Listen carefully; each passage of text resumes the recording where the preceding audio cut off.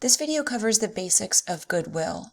Goodwill is only recorded when an entire business, or in other words, another company is purchased.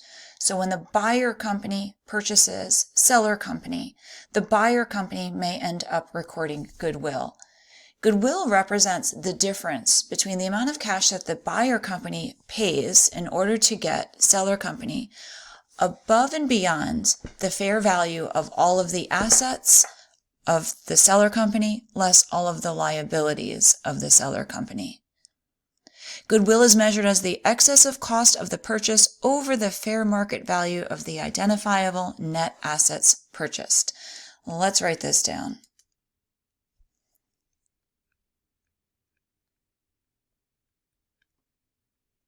Goodwill is the excess of the purchase price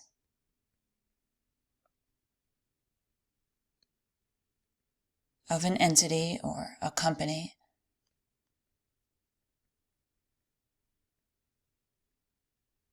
above the fair value. So if we took every single asset of the company and sold, let's say we're looking at seller company and thinking about buying seller company. We start by saying, what is the fair value of its buildings and equipment and land? We can't just look at the balance sheet, seller company's balance sheet, to know that. That's at historical cost, what it cost that company. But if it bought that land, buildings, equipment long ago, they may have appreciated in value, they may have declined in value. So we look at what would it cost us if we were to buy just each individual asset, and what is the fair value or the market price of those liabilities? How much cash has to actually be paid to pay off those liabilities? Now, with liabilities, the fair value generally equals book value. With the assets, there could be very different, very large differences between what we see on the books or on the balance sheet and what the fair value is. So back to our definition, the excess of the purchase price of an entity above the fair value of the entity's net assets.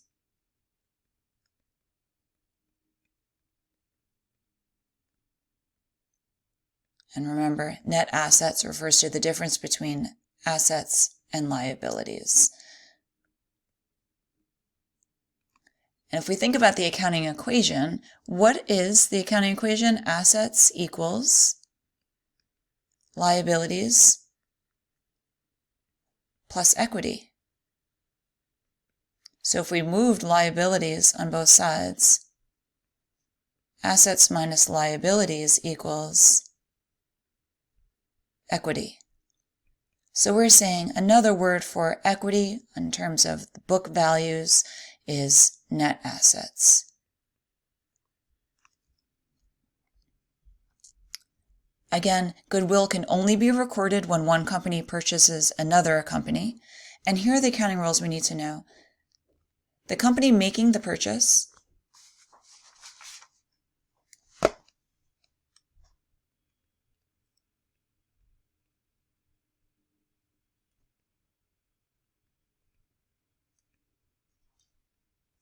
or in other words, the buyer company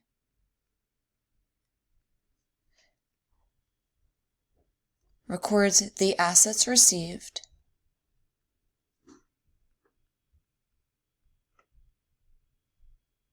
and the liabilities assumed or taken on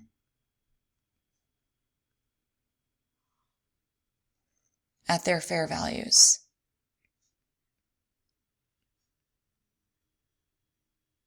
In other words, exactly what it would cost that company if they were to buy each asset individually. This is different from the book values on the seller companies or the company that's going to be acquired's balance sheets. Okay, the company records the cash paid,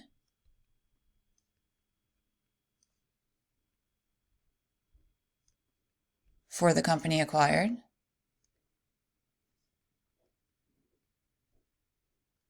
and then the difference, the amount of cash paid above the amount of the net assets at their fair value is goodwill.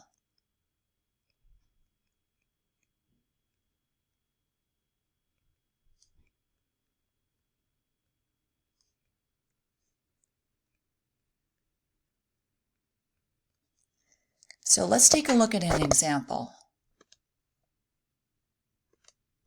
Multi-Diversified Inc. decides that it needs a parts division to supplement its existing tractor distributorship. The president of Multi-Diversified is interested in buying Tractor-Ling Company. The illustration presents the statement of financial position, in other words, the balance sheet of Tractor-Ling Company. Okay, so we're looking at the books of Multi-Diversified, who is analyzing the balance sheet of Tractor-Ling and saying, should we buy Tractor-Ling Company?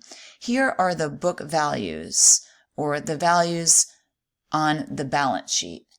That's not necessarily going to be what Multi-Diversified pays to acquire the assets and to take on or assume the liabilities. Multi-Diversified, the buyer company, investigates Tractor-Ling's underlying assets to determine the fair value. So again, determine the fair value of each one of the assets and the liabilities. The company does that, and this is what it comes up with. So this is the important information that we need. And we also need to know, what is the purchase price? What is Multi-Diversified going to pay? Multi-Diversified, we don't see it here, but they're going to pay $400,000. So let's put this data into our notes, and let's record the journal entry here. So the journal entry for the purchase of the entire Tractor-Ling Company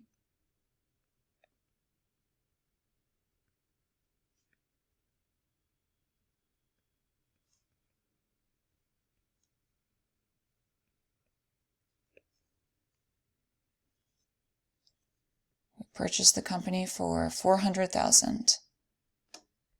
Let's look at that journal entry. So first we're going to record, what does the company get?